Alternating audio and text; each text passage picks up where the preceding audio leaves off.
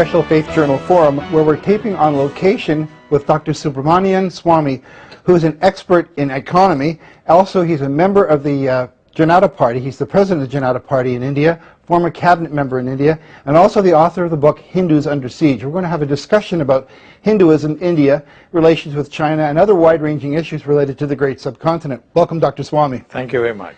My first question for you relates to the subject that we tend to see the most here in the West, and that is the matter of the caste system, the reverberations of the caste system in India. Could you describe for me where we stand with relation to the caste system?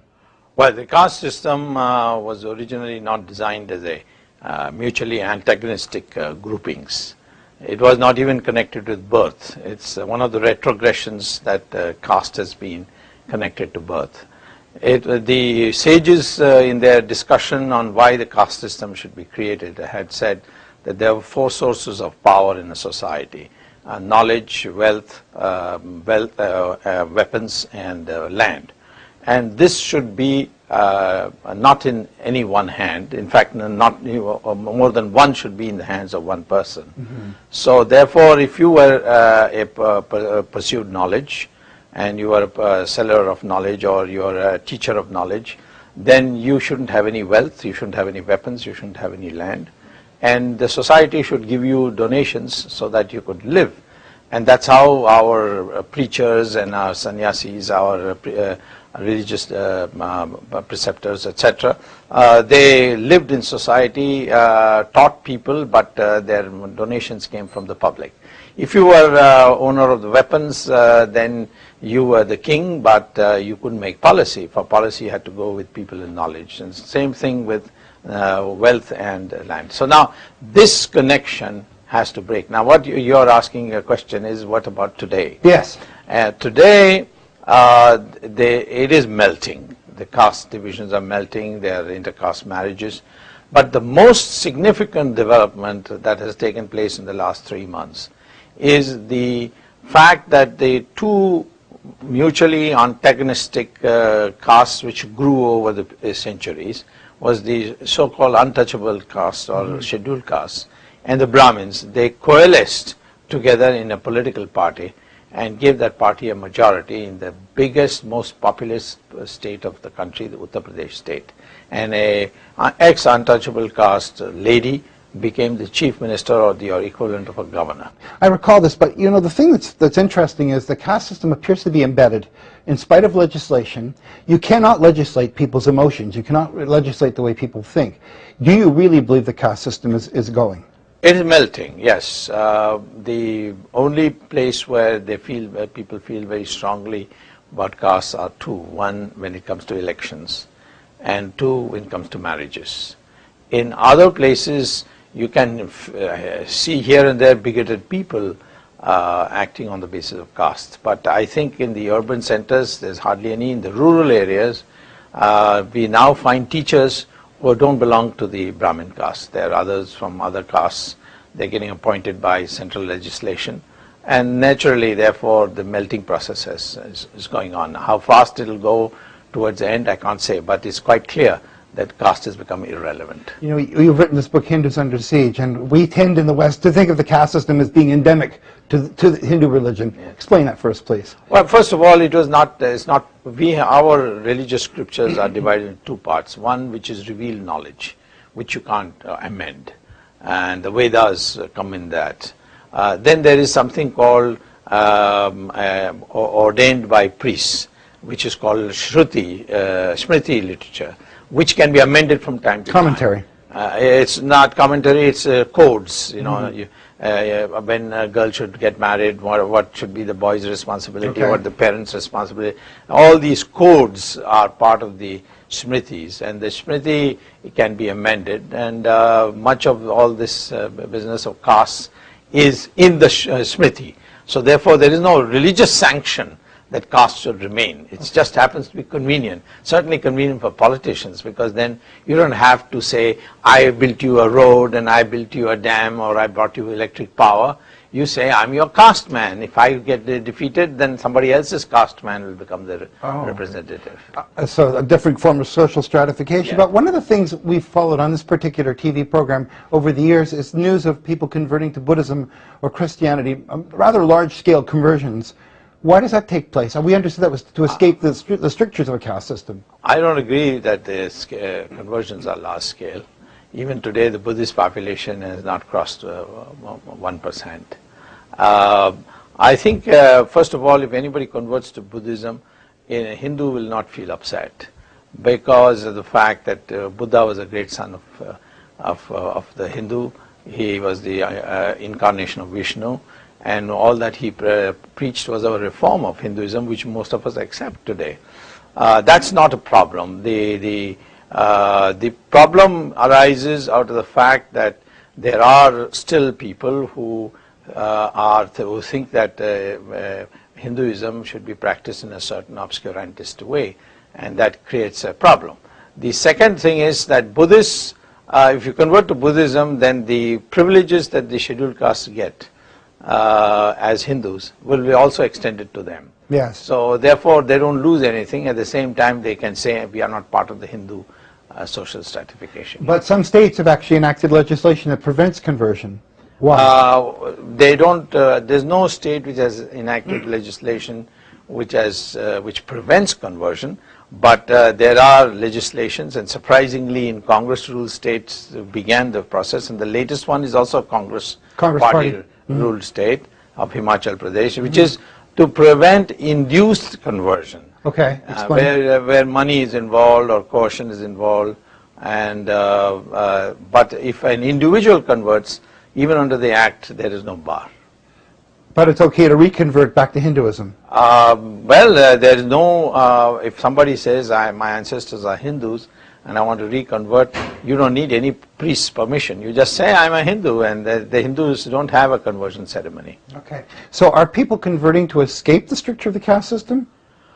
Yes, that the original motivation that led to conversion was partly that, partly also there was 800 years of Islamic rule and 200 years of British rule, which was Christian, and both these definitely made it a disadvantage to be a Hindu, and the weakest link in that was those who were the most poor, and the most poor therefore converted. But then conversion took place across all castes. Even today I meet many Muslims who say that my great-grandfather was a Brahmin from this place or that place. He can, one of the most famous editors of our newspapers called M.J. Akbar, he has written a book called Blood Brothers, where he says that my grandfather was a Kshatriya, that is the warrior class. Okay, after the break I want to continue this discussion. Please stay with us, we'll be back soon. And try to convert people, then have these quotas, how many churches they built, how many people they converted, and go back and collect some more. So I think that also the target of conversion is the Hindu, is not any other religion. They convert Hindus only, and to some extent the Pope also gave that direction when he came to India in 1999, that India is a country which Christians regard as a legitimate base for conversions. And of course one can't blame him for that, because Christianity does believe in proselytization, whereas we Hindus don't believe in it. So that's the second dimension, the religious dimension. There's also the dimension of the state being not neutral between religions. Because the Muslims and the Christians vote as en bloc, they tend to pander to them more and target the Hindu community to see that they don't get organized. For example, the Temples Act specifically empowers the government only to take over the administration of Hindu temples, but you cannot take over the administration of the mosques or Muslim mosques or the Christian churches. This discrimination is there. Religious travelers for Muslims and Christians are subsidized abroad, whereas Hindus are not. So then there is a... So why is this occurring? I have to ask, why is this occurring? The only reason this is occurring is that the Nehru family has traditionally regarded consolidation of Hindus as antithetical to them. They think that they would rule better with a coalition of minorities. And when you say the Nehru family, it's the people we call the Gandhis. Yeah, not Mohandas Gandhi, but the people who took the name. No. It's a coincidence in name. Yeah, Nehru and then Indira Gandhi and then their Gandhis, other Gandhis. Yeah. These people have always regarded their source of power as a coalition of minorities, and these minorities vote 100% as a bloc. Whereas if the Hindus consolidate, they would have a problem. Now there has been, from what I perceive, a sort of back to Hinduism movement in India in the last, I guess, 25, 30 years in particular. What's driving that? Well, partly the feeling of that we Hindus in our own country, which has been traditionally a Hindu country, there was a time when it was a 100% Hindu country, are second-class citizens. How's that? How so? Well, that's what you see on temples, the government can take it over any time, take over all the funds of the temples, not spend it on the temples, but spend it on other activities of the government. Sometimes the state chief ministers have arrested the Shankaracharya, one of the pontiffs of Hindu religion, on false cases, harassment. In one state in India called Andhra, they tried in fact to take over the property of the thing and hand it over to the Christian churches. Well, I want to come back to the Christian issue first of all and ask you, so what's the problem with Christians attempting to convert people? There's no problem with Christians per se. In fact, I myself went to a Christian missionary school. We all have great deep regard and respect for the education. We are a country which has always accepted all religions. The Jewish people were persecuted in vast parts of the world, but in India we didn't persecute them.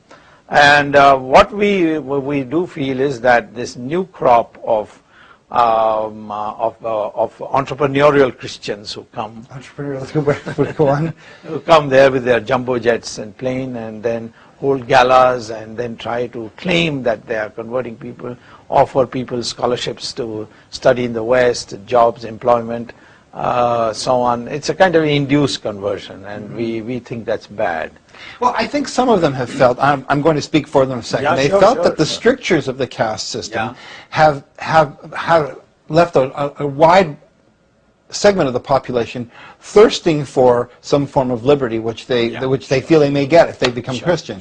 How do you respond to that? I would respond favorably to that, in the sense that it's the responsibility of the Hindus, not only to ban it by acts of the legislation, but also to ensure that you are not vulnerable. I mean, if you are like a wildebeest in Africa and you roam in the open fields, you are bound to be attacked by lions. The same way, if you have weaknesses in your background, then people will take advantage of it. And they certainly, even if they don't take advantage, they may think that they are doing God's duty by liberating them.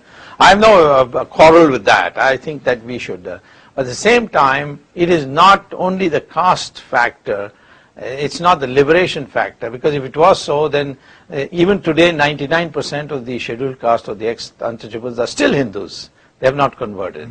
It's the inducement that your career advancement would take place if you go out. For example, I give you today our Chief Justice of the Supreme Court, Mr. Balakrishnan. He's a Hindu. He's from the ex-untouchable caste, and his father converted to Christianity, and then reconverted to Hinduism later. So they asked him, after his son became the Chief Justice, that, well, why did you do that? And he said, well, I wanted a good education, and I couldn't afford it, but I didn't want to leave Hindu religion, so for the sake of meeting the requirements of the Christian schools, I converted, and when my education was over, I reconverted. So I think the caste system injustices are not the main part of the conversion activities. It's the main part is motivated by offer of heaven once you convert. Salvation. When we come back, what I want to talk about is whether India really is a secular society as it claims. Please stay with us. We'll be back shortly.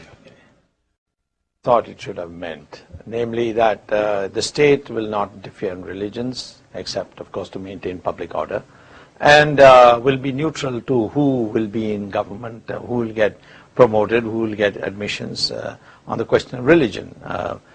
Certain safeguards have to be provided for the minority, because the majority is 83%, and you shouldn't swamp the minorities by majority vote in a democracy.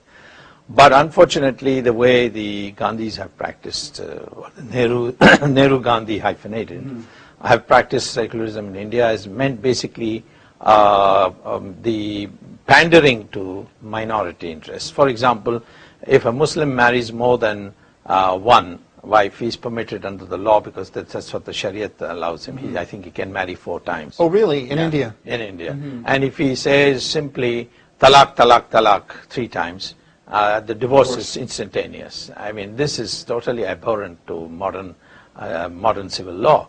But Hindus are subject to modern civil law. There is a statute passed by Parliament which regulates Hindu marriages, but not Islamic marriages. We say, why should there be 2 laws in the country? Similarly, in the state of Kashmir, Hindus cannot go and settle down in the state of Kashmir and start businesses there and so on, because the Jawaharlal Nehru said that the Muslim proportion should not be reduced by people coming from the rest of India to occupy lands there. So there are a lot of discrimination against the Hindus, and therefore secularism has got to be discredited. This is interesting, because in a nation that is, well, the homeland for at least 4 faiths, I think Jainism, Hinduism, Buddhism, and Sikhism, and is homeland to the Zoroastrians and other religions. Yes.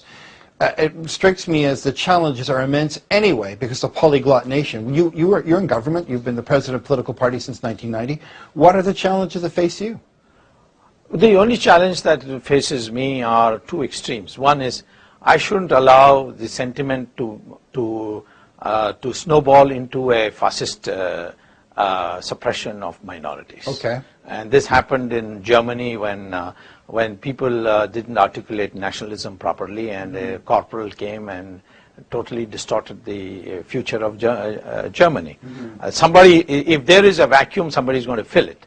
And there is a vacuum today on an enlightened view of Hinduism. They want an Hindu identity, they want an Indian identity which is in synchronization with Hindu identity. Those urges are there, somebody has to do it. Racial politics. It's not racial, there's nothing racial about India. The DNA science research has now shown that we are all the same people. Right. We didn't come from anywhere abroad, we are all indigenous to India.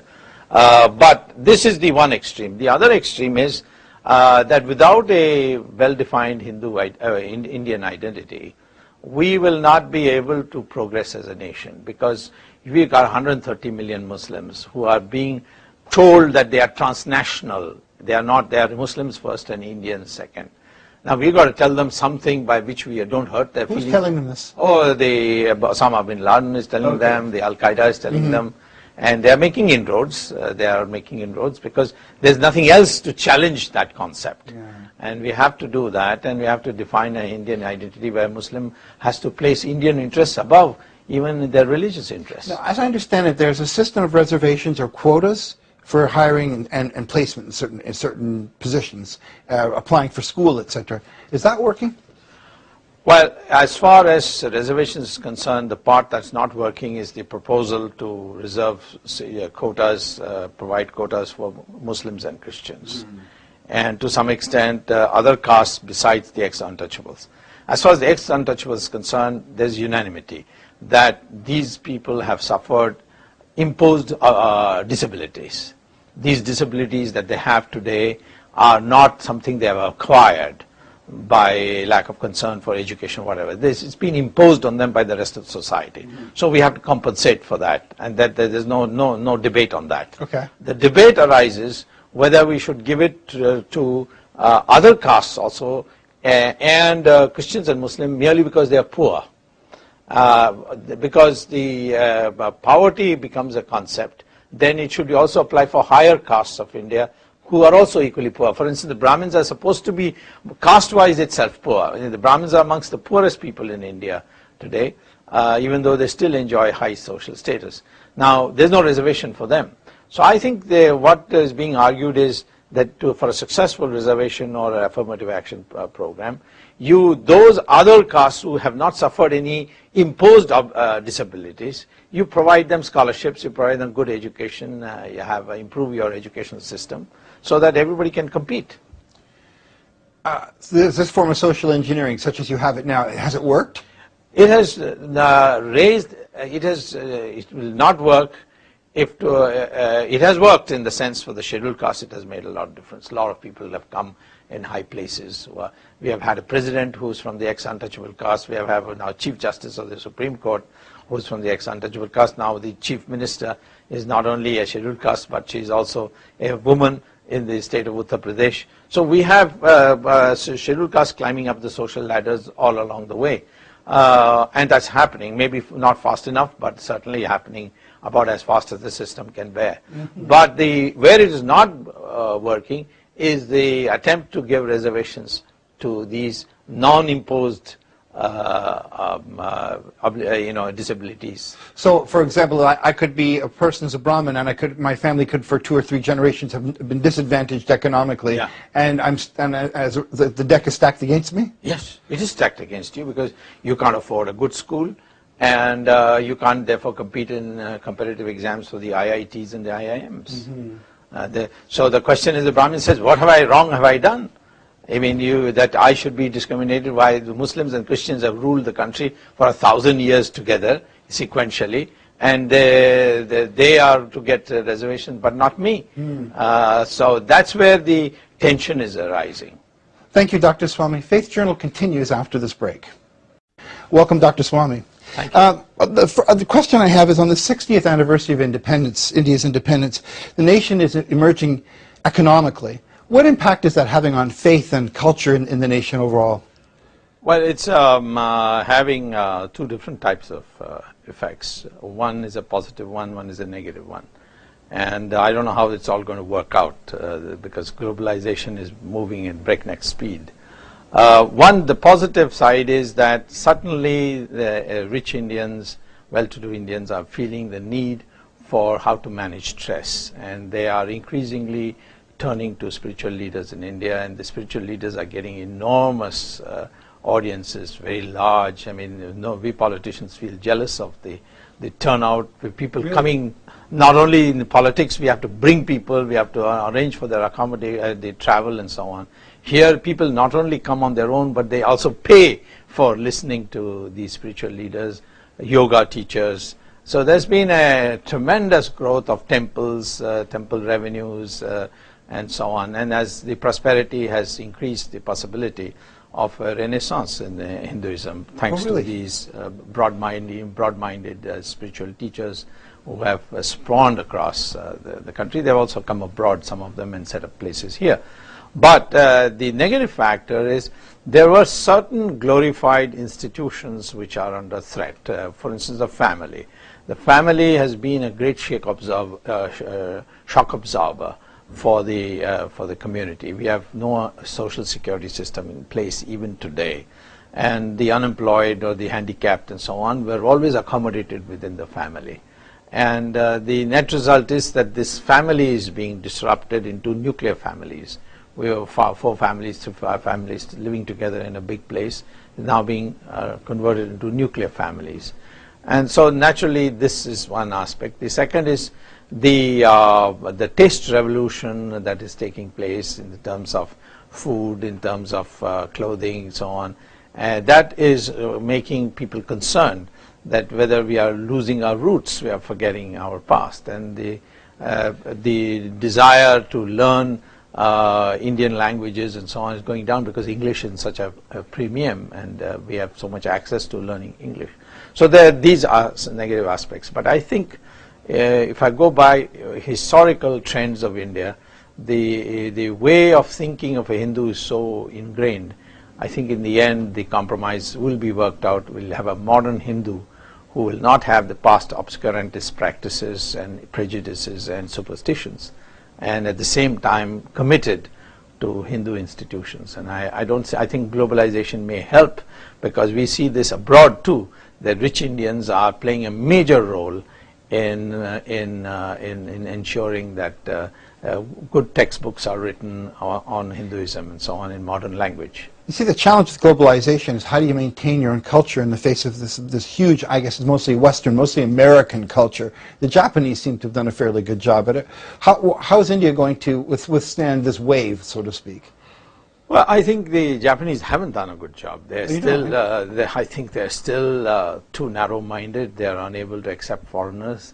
They have a huge demographic problem, and I think maybe I should have qualified good job to say they've actually put the fortress walls up, is what I should have said. Yeah, that's okay. Right. I think Indians that way have a much more open approach, and we can absorb. We have absorbed in the past. We can absorb, and I don't think that I find, for example, 10 years ago, if there was an Indian marriage, a Hindu marriage, the bridegroom would be dressed in Western clothes, which is tie clothes. And now that's gone. There was 10 years ago, children were calling their mothers and fathers mummy and daddy. That's gone. Wearing traditional Indian clothes has now become a thing to do on social occasions. Not in the workplace, but certainly in social occasions. So there's a dual process going on. There's globalization, but at the same time, and you'll have to explain this to me, why are cities like Bombay being renamed Mumbai and Madras has become Chennai, etc.? What's going on here? Well, in the case of Bombay becoming Mumbai, it's understandable because in the local language, it was always called Mumbai. And so why should you use it by the anglicized name Bombay? But in the case of Chennai, of course, I think it's stupidity because Chennai was never the old name for the city of Madras. And that's why the Madras High Court has said, we'll continue to be known as Madras High Court. We will not change our name. So what was that about? That was the party in power had a phobia about if they were to go back to the old name, the non-British name of then it would have been called Mylapore or something else which had connotations with Hinduism, and the present dispensation in power is anti-religious. I'm fascinated by your comment earlier about how people of means are now returning to faith. Yes. How does that? What are you seeing? How's that demonstrated? Well, it's happening here too. For instance, I saw in Business Week, which is an American magazine for businessmen, that for stress control, they find the teaching of Bhagavad Gita will help. For instance, the idea that you have freedom in this world, you have freedom as a human being only to do action. But the fruit of that action, how it will come, in what form it will come, is not in your hands. That's in the hand, as God says, in my hands. I might give you a lousy job and a wonderful wife, or a lousy wife and a wonderful job. You're not going to have everything. So this reduces, this kind of mental outlook reduces stress. So I think the philosophy of Hinduism is extremely scientific and appealing, and our people find yoga, for instance, as a way of removing many of the ailments that we have. Our foods, for example, now the Americans are telling us that Alzheimer has has such a low incidence in India because of the turmeric that you use in your curry, and that's why your Indians are lucky. So, there's a reaffirmation of the faith in fact, through globalization, you find more foreigners coming to India and going to our religious institutions. True, the exchange is going the other way. Ayurvedic medicine, for example. Yeah, that's right, Ayurvedic medicine. So many of the things, and now people are acknowledging that it is we who gave the world decimal and zero and algebra and even rocketry. So it's new sense. So pride is also coming with the knowledge of with this globalization. After the break, I want to talk some more about that. Please stay with us. We'll be back shortly. Dr. Swami, you're talking to a number of temples and organizations here in Canada. The state of Hinduism outside of India, does it compare with the state of Hinduism inside of India? In some ways, it's doing better than the state of Hinduism in India, because here we have modern minds who have come together, and now the literature that they are producing, the reinterpretation, the interpretation of our scriptures and so on, they're bringing out in glossy books. They're doing extremely well in that sense. But the globalization question that you raised earlier, impacts Indians much more in the West, because you go through schools here for Indian children, then they come out talking like Americans and behaving like Americans, and that is something which suddenly the Indian families find very difficult to cope with. The dating system here, or the marriages, or the sanctity of marriages, and the way the parents count for their old age, etc. These things are some things which the Indians are extremely unhappy. So they are therefore hoping that we will have religious institutions and become a part of the social life of the Hindus in this country, so that they can retain some of the good points of our religion, at the same time participate in the society here. So I think Hinduism here is flourishing, and I think the fact that there's a lot of effort being made to build magnificent temples here, yes, is having tremendous, profound impact in India. People are proud of the structures that have come up here. Of course, we are extremely also happy that the West is tolerant for this, and it's shown a great deal of. We can't build, for example, temples in Middle East. You can't even celebrate. Saudi Arabia. Yeah, in Saudi Arabia, you can't even celebrate your festivals. Even if you do it inside your house and they discover it, you pay heavy punishment. So I think this is one angle. The second is, many of the Indians came as indentured labor to West Indies, to South Africa, and so on. And they were so unhappy that the only way they could retain their sanity was to have this hold, this fanatical attachment to the religion. So in fact, in some ways, I find the Guyanese and the Trinidadians and the South Africans much more have much more fervor about Hinduism than I do, for example. And I'm impressed by their dedication. In fact, in Trinidad, in Guyana, I think, the British wouldn't allow them to build a temple on the main island. Yes. And they pointed out to a small island some kilometer away in the ocean and said, go and build it there. And then that too, when you're off work, you can do it, take leave and do it. Yeah. So people held stones in their mouth and swam across, and bit by bit they built it, and it's a monument of dedication. I'm really impressed with that. The manner of worship here in North America, I imagine, is quite different. I mean, than it would be, let's say, in India. No, they import but we Sundays, for example, I think of that. No, temples people go every day here, whenever they can. There's no hard and fast rule when you have to go. There's no mass, for example, like the Christians have, that you have to be on a Sunday. Hindus, there's no. It's a much more decentralized approach. You can choose the god you want to pray to, and you can choose the time of day you want to. But if you do want to become a spiritually evolved person, then the discipline gets stricter. But if you want to be a religious person, there's no hard and fast. Now, you talked about the fact that in India there was a renewed interest in the fundamentals, the essence of the religion. Yes. Over here, is it the same, or are we still seeing weddings with cakes and white weddings and bridesmaids? Yeah, here there's they are a little defensive on being innovative on how to evaluate and interpret religious concepts. So they're a little more conservative in that sense than in terms of practices than back home. Back home we can experiment, and we can even have religious ceremonies through the television, which will be intolerable here. Oh, really? Well, television is a wonderful medium. Yeah. I have to ask you, when you mentioned back home, we often hear stories of communal violence. I can't let you go away without asking about this. Particularly places like Gujarat, the Ayodhya, the Ram Temple, and Babri Mosque. Yeah. Is this going to continue, or do you think this is come and gone? No, it's going to continue, because the basic flaw in our social engineering. Explain. Is being that since 1947 we haven't defined what is the Indian identity. What are we? For a long time the Nehru family tried to propagate that we were a nation of warring states and the British put us together. So they may have done other damage, but this is a great legacy.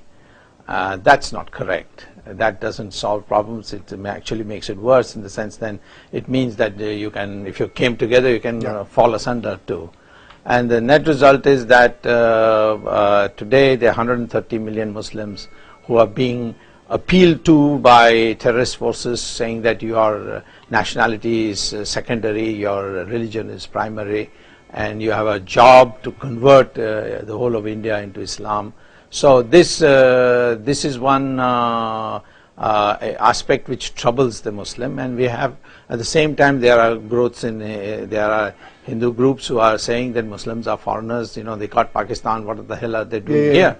So we have to find a way by which the Muslim feels an equal partner in the nation building of the country, the Christian equal partner in the nation building of the country. Yes. Christians, we have much less problem. The problem is only with foreign missionaries. We don't have any other problem with the Christians. So Kerala, the traditional Christians, we have just no problem. I mean, we go to Christian schools, we have just no problems. I myself went to a Christian school, as I said before. The question, therefore, is this, and I have proposed in my book that we should regard India as an ancient nation of Hindus plus those others whose ancestors are Hindus, so that Muslims and Christians can claim equal right to the legacy of India as Hindus can.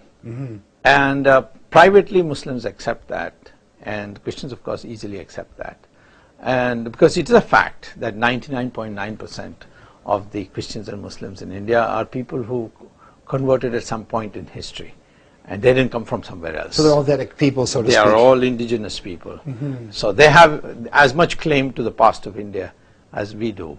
And the only problem is that these hardcore mullahs who are in madrasas, they're making it difficult, and they are have been encouraged. That's crept into the Indian Muslim community now too, then, are you saying? They're not, they put them on the defensive.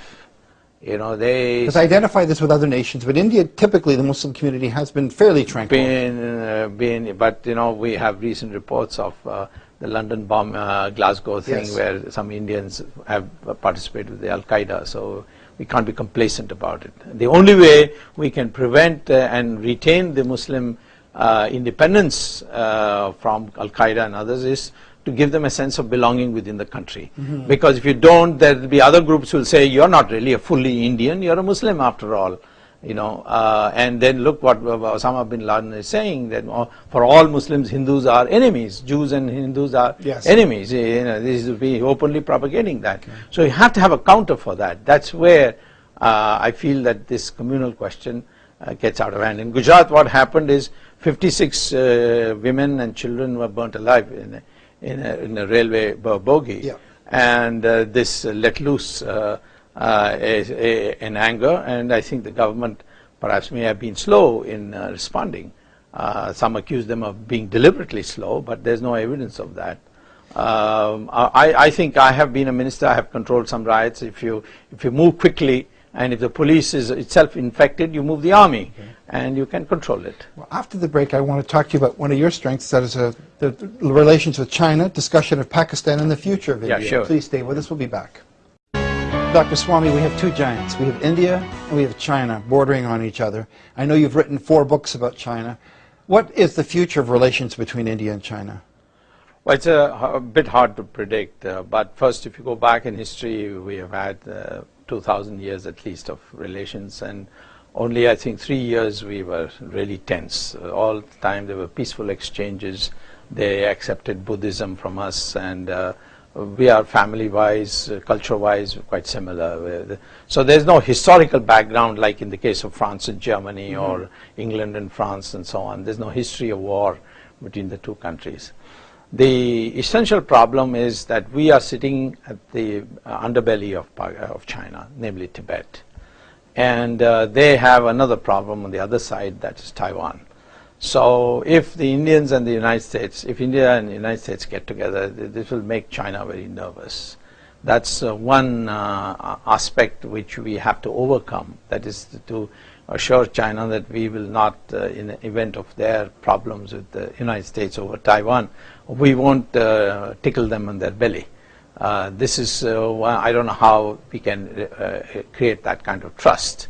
China on its side has been patronizing Pakistan. In fact, Pakistan's nuclear program is entirely due to the assistance from China and North Korea, and otherwise Pakistan would never have been able to do it. besides, of course, the usual robbery and theft which was done in Europe by Pakistani scientists.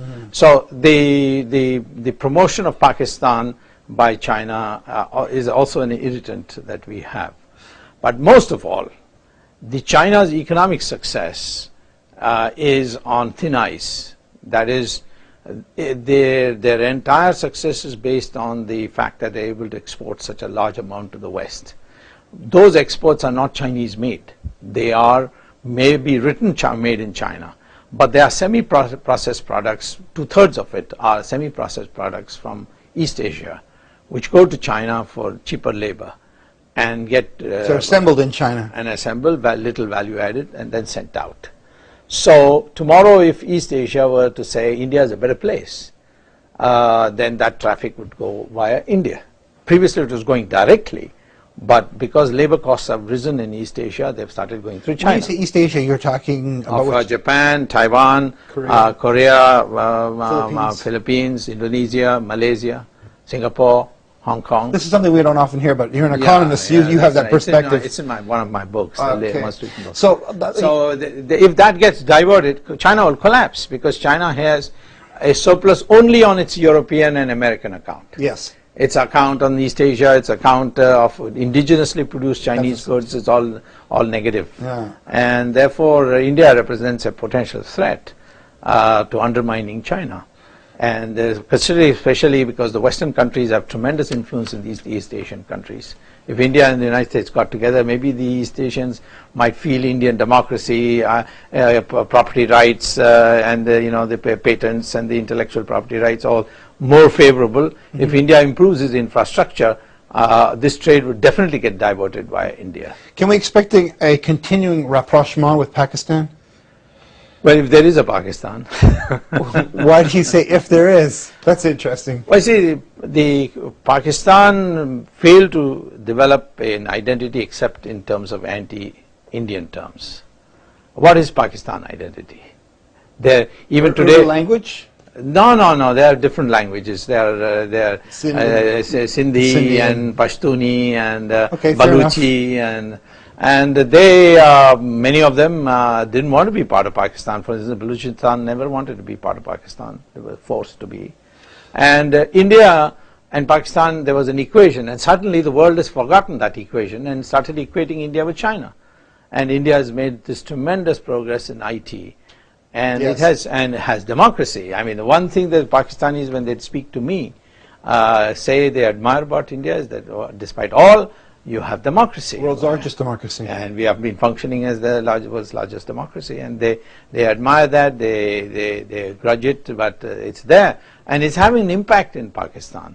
And I don't think Pakistan society is designed institutionally for a democracy. Well, what do you think the next 100 years holds for India? What will it look like in 100 years, or 20 years for that matter? I can draw on the 7-part series of the Time magazine, which says that both India and China were developed countries 200 years ago, and they have just resumed their position. I think India, China, United States will be the triangle which will decide the future of the world in the coming years. India has already overtaken Japan in its GDP measured by purchasing power parity. China is number 2, and I'm sure that we will overtake China too, because China has a financial system problem which they haven't been able to correct and cannot correct because of political reasons. And so I think these 3 countries will be the dominant countries of the 21st century. So will India manage to maintain its Hindu identity with all this? Yes, of course, because the Hindu identity is getting deeper, because the philosophical aspects which are now being propagated is not support the caste system, support the bondage of women. None of that. Now the idiom is totally modern. You go to any preaching in India, in any part where there are 100,000 people sitting to hear, it is basically how you can overcome the problems of life, and people across all castes sit together. There's a scheduled caste have to sit in one corner and the Brahmins have to sit in another corner. On that wonderful note, Dr. Swami, I'd like to say thank you very much. A most fascinating interview. Thank you. Thank you. Thank you. And the society should give you donations so that you could live. And that's how our preachers and our sannyasis, our religious preceptors, etc. They lived in society, taught people, but their donations came from the public. If you were owner of the weapons, then you were the king, but you couldn't make policy. For policy, you had to go with people in knowledge. And same thing with wealth and land. So now this connection has to break. Now what you're asking a question is, what about today? Yes. Today, it is melting. The caste divisions are melting. There are intercaste marriages. But the most significant development that has taken place in the last 3 months is the fact that the two mutually antagonistic castes which grew over the centuries was the so-called untouchable caste or scheduled castes and the Brahmins. They coalesced together in a political party and gave that party a majority in the biggest, most populous state of the country, the Uttar Pradesh state. And a ex-untouchable caste lady became the chief minister or the equivalent of a governor. I recall this, but you know, the thing that's interesting is the caste system appears to be embedded in spite of legislation. You cannot legislate people's emotions. You cannot legislate the way people think. Do you really believe the caste system is going? It is melting, yes. The only place where they feel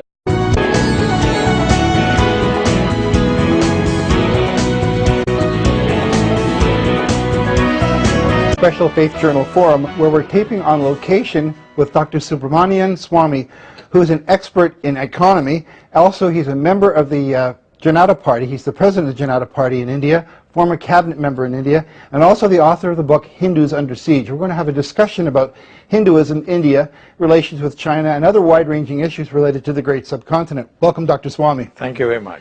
My first question for you relates to the subject that we tend to see the most here in the West, and that is the matter of the caste system, the reverberations of the caste system in India. Could you describe for me where we stand with relation to the caste system? Well, the caste system was originally not designed as a mutually antagonistic groupings. It was not even connected with birth. It's one of the retrogressions that caste has been connected to birth.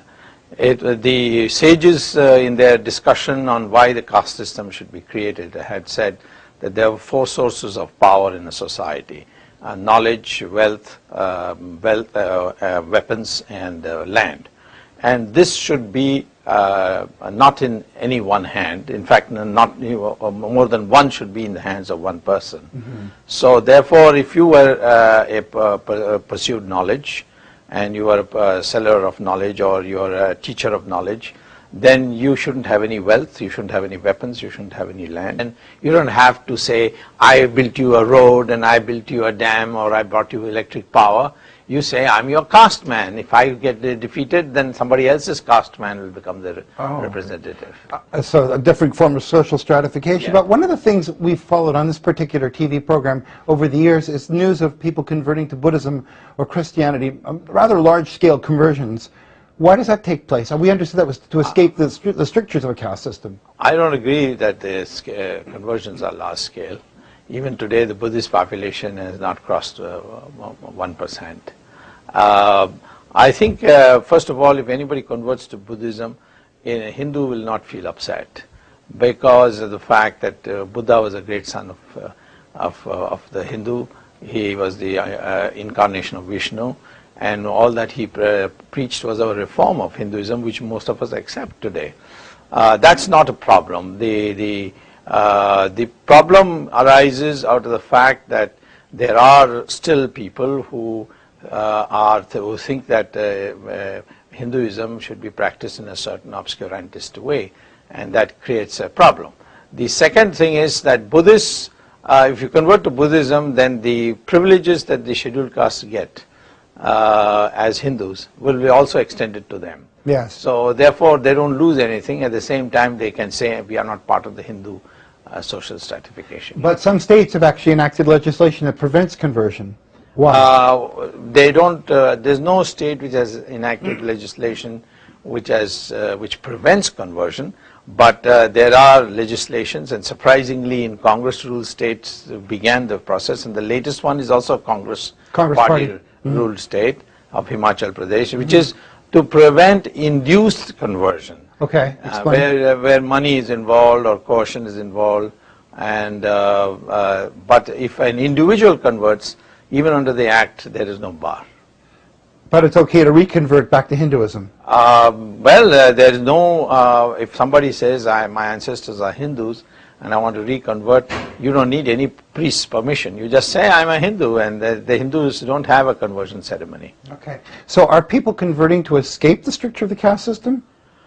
Yes, that the original motivation that led to conversion was partly that, partly also there was 800 years of Islamic rule and 200 years of British rule, which was Christian, and both these definitely made it a disadvantage to be a Hindu, and the weakest link in that was those who were the most poor, and the most poor therefore converted. But then conversion took place across all castes. Even today I meet many Muslims who say that my great-grandfather was a Brahmin from this place or that place. He can, one of the most famous editors of our newspapers called M.J. Akbar, he has written a book called Blood Brothers, where he says that my people feel very strongly about castes are two. One, when it comes to elections, and two, when it comes to marriages.